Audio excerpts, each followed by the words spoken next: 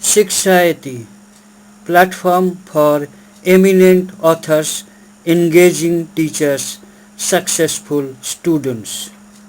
To know more, email. Liability versus contingent liability. Definition: a liability is a present obligation which arises from past events. Contingent liability is a past obligation which arises from past event. Measurement: a liability can be accurately measured. Contingent liability cannot be accurately measured. Disclosure: liability is part of balance sheet. Contingent liability should be disclosed as footnote at the bottom of balance sheet. Provision versus contingent liability.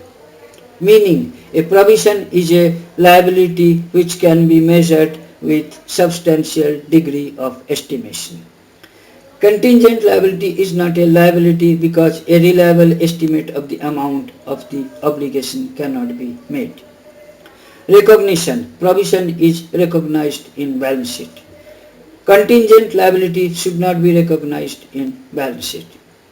Disclosure: for each class of provision, the specified details should be disclosed. A contingent liability is disclosed unless the possibility of an outflow of resources resulting economic benefits is probable. Thank you for watching the video.